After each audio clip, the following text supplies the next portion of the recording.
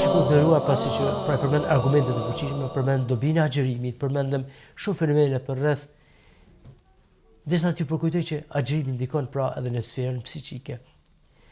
Ajo që ka jep forcë madhe agjerimit është që e luftojmë egon ton,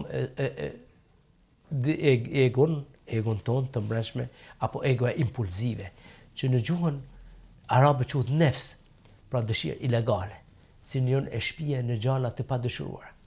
Se gjithmonë shejtani tenton ta okupoj kështjellën e imanit në zemrën tona. Dhe ai lyp gjithmonë një alat, si ka thonë Ibn Qayyim Xhavziu rahimullahare, ai lyp një alat për të hyrë në këtë kështjellën tonë. Alati i tij që tregon pikën e dop është ky nefsi jon, lakmit, ego, forca e zemrimit, forca pra epshore, forca e egos, forca e zemrimit e përbën me një tërësi që shumë ego impulsive, personalitetin.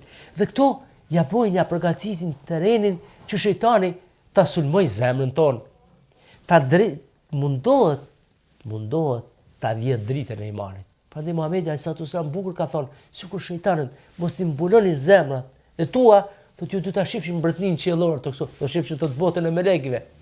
Prandaj në këtë mënyrë duke agjeruar. Agjerimi është arma më fort kundër kësaj ego impulsive. Kundër kësaj force. Kur nefsi pra nuk ka, kur vjen zgjedha e agjerimit, ai dobësohet. Dominante vjen dhe dominon truni mbi egon. Në këtë mënyrë njeriu bëhet eshraful mahlukat, qenia ma e bukur, ma fisnike. Por nëse nefsi, uni, ego impulsive, forca e zemrimit, e pëshor, mbi dominon me njeriu, kjo është eshraful mahlukat. Esfel safin ka ra pranë ato në gjanat më të ulta, ka dalë në binarë në cilët lakmit e tyne kanë mbuluar zemrën e tyne. Shejtani vepron në këtë mënyrë. Prandaj agjerimi të shikoj ndikon në këtë egon impulsive, që nuk mund ta mposht askund përveç agjerimit. Arma më e fuqishme. Prandaj njeriu shef më bukur, mediton më bukur. Keni pa gjatë Ramazanit, mendimet e tia janë më të kthjellta. Studimi i Kuranit është më i fuqishëm. Meditimi për versetet e tia është më si kreativiteti i tij është shumë më i madh. Pse është hek një pjesë e epshit, parasysh se një është absent edhe nga epshi seksual, epsi ushqimit, instinktet e tjera, në këtë mënyrë shejtanit i thyen hundët. Duke marrë parasysh plus që shejtani edhe prangon, ja ky muj pra është ideal. Këtë mënyrë me një anë t'ja vëmë zgjedhën, t'ja vëmë nefsit, në anën tjetër e kemi të shejtanin të pranguar. Prandaj kjo është rast ideal që njeriu të ngritet në sferat e larta shpirtërore, të del prapa dyrëve të devotshmërisë dhe mirësisë. Pra, ja kjo është edhe njësësia e agjerimit, pra e cila po mposhta egon impulsive. Njëu gjithmonë në këtë muj për shkaktin e tij që ka shoqëror, psikologjik, pedagogjik, të gjithë jemi më vigjilent, duhet t'japin më tepër, të gjithë jemi më të afërt, duke mësuar se me qenë vëllazë, duke një forcë shumë e madhe e fuqishme. Vetëm deshta të them të rishikoj nderuar që krahas me dobitë që përmenda shëndetësore. Kemi edhe rashë të thotë se por ceka në fillim ajetin e in kanë meridan o ala seferin fe iddatun min ayamin ukhar. Nëse jeni të smuar apo udhëtar,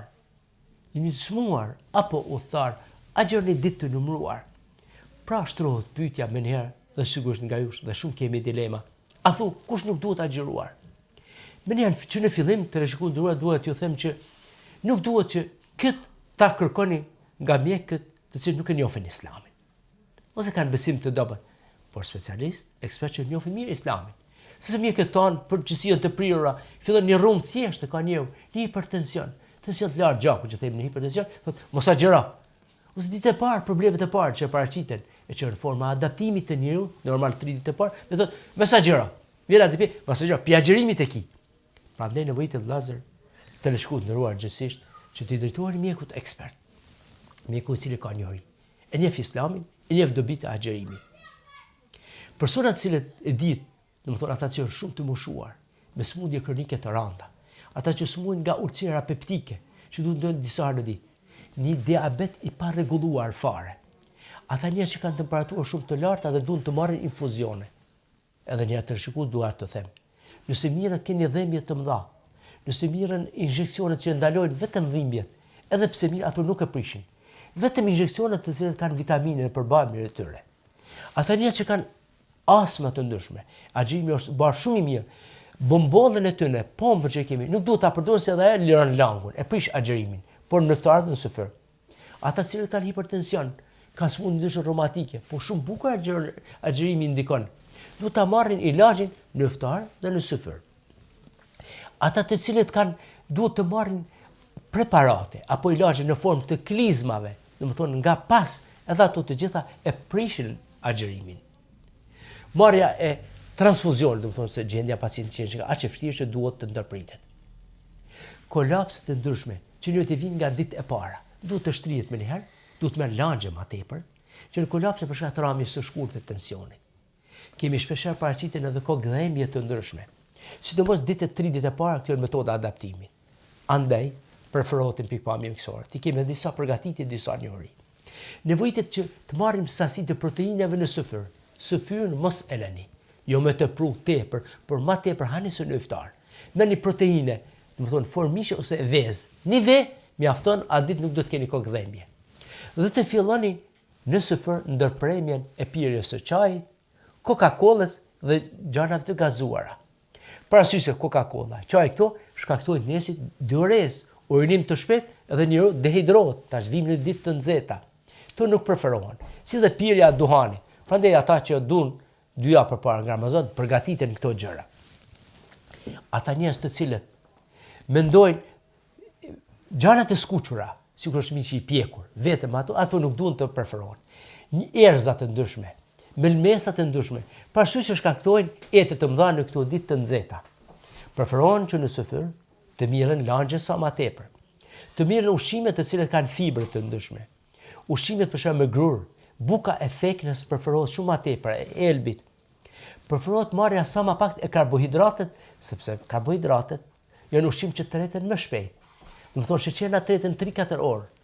Po preferohen ushqime të cilat treten më ngadalë. Ushqime që kanë fibre, që janë fasulja, thjerrzat, grosha. Të gjitha këto që treten më ngadalë. Ushqimet me brumna të ndryshme që zgjat tretja aty në 8 orë. Këtë mënyrë kaloria lirohet dal ngadalë. Jo ushqime të shpejta, yndyrna të shumta, apo të mirën për shembull karbohidrate të shpejta, parasysh se ato treten brenda 3-4 orëve. E njëri më tej një lodhje gjatë ditës, rrëmje të tensionit. Në syfyr preferohet edhe langje sa më tepër. Po ashtu pas iftarit deri në syfyr langje, mas miri në formë të ujit të thjeshtë. Jo të gazeruar që thash as Coca-Cola, apo kafe të ndryshme. Parasysh se ato shkaktojnë diurezën e shpejtë. Ata të cilët kanë diabet, smundjen e sheqerit. Sipas normave të reja, diku janë largu nga agjërimi, por një diabet, ata që në smundje e sheqerit, që është i rregulluar mirë, marrin vetëm tableta, e rregullojnë vetëm dozën në mëngjes. E rregullojnë një diabet i rregulluar mirë, por edhe ata që marrin insulin, dozën e parë duhet ta marrin në iftar, dozën tjetër të insulinit në veprim të shpejtë. Dozën tjetër duhet ta marrin në veprim të shpejtë në syfyr, në mes tyre ka ora 12 dozën e veprimit të insulinit intermediar. Duhet në kontroll të mjekut, të vazhdueshëm. Mos ta kalojnë kufinin, duhet ta marrin 3D, 3D. Domethënë, dieta e mirë fill, përcjellja e glikemisë, sheqerit, përcjellja e trupave ketone në urinë dhe mbajtja e lëvizjeve fizike normale. Nuk duhet tash bin flajnë gjithë ditën, po të bëjnë lëvizje sikur se kanë bërë përpara. Ti kontrolloj këto trupat. Një diabet i tipit A, sidomos të fëmijët, nuk preferohet agjërimi. Një diabet të moshuar, të cilët nuk e kanë rregulluar sheqerin e tyre. Një diabet të cilët ata të cilët për shembull për dallime të ndryshme e kanë çrregulluar dietën e tyre dhe ka ardhur deri te ketoacidoza, forma të rënda diabeti. Një diabet i përcjellur me infektime të rënda, me infektime në veshka, në këto forma nuk duhet ta agjërohen. Diabeti pra i rregulluar mirë mund të filloj me agjërim në përcjellje, kuptohet mjekësore në përcjellje të glikemisë të detyruar. Së është vërtetuar të gjithë se 3 ditë të para kemi një rrëmje të lehtë të sheqerit në gjak.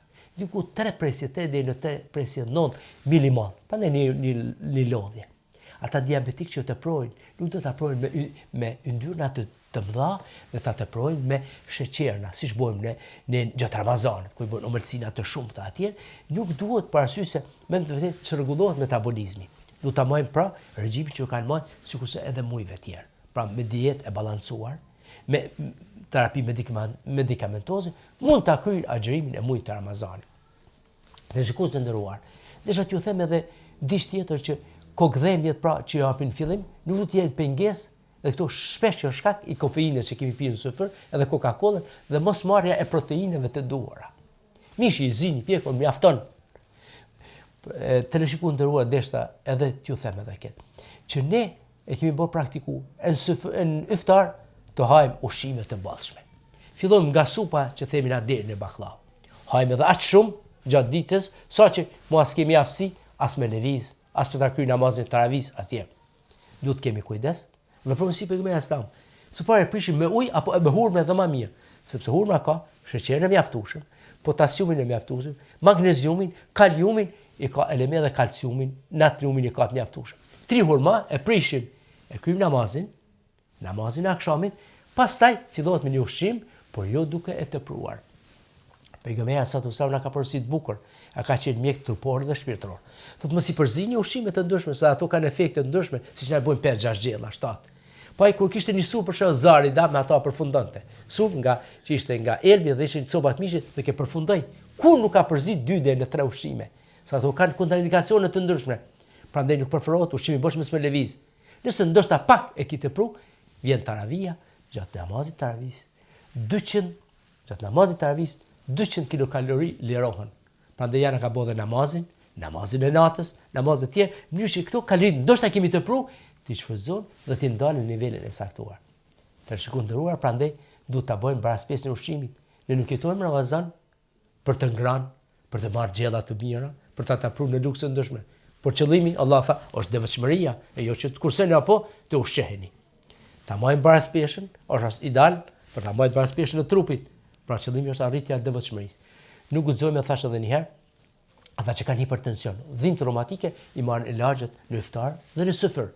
Tjerë që kanë të lukthit po ashtu të gjitha, pra vetëm ndrohet sistemi i bioritmit, gjana mbesin përsëri nivelin aty. Dhe me lejen e Allahut dhe me niyetin e mirë që bën vendimin e tij, patjetër Allahu do të jap një forcë që ta përballojmë këtë muaj, mirë po mos harrojmë se vlera e këtij muaji nuk mund të matet më asgjë. Në natë këtij muaji sistem, hajrun më e mirë, më e vlefshme se 1000 muaj. Nuk të harrojmë vëllezër se Ramazan është një herë në vet, dhe një ditë e këtij e kaluar nuk mund të përsitet asnjëherë. Ta shfrytëzojmë edhe një herë rastin për këtë muaj të bekuar, duke kaluar në ibadet, jo në ushqime të pruar, në punë, gara, vepra të mira, se ky muaj është faktikisht garë e veprave të besimtarëve në punë të mira. Ta shfrytëzojmë pra maksimalisht çdo minutë duke lutur me kërkesë Allahut Madhëshëm që të na pranoj ibadetet tona, lutjet tona. Na pranoj gjitha ato që bëjmë këtë muaj dhe na mundsoj inshallah që të arrijmë shkallën e devotshmërisë, ata për cilën Allah dhe na fton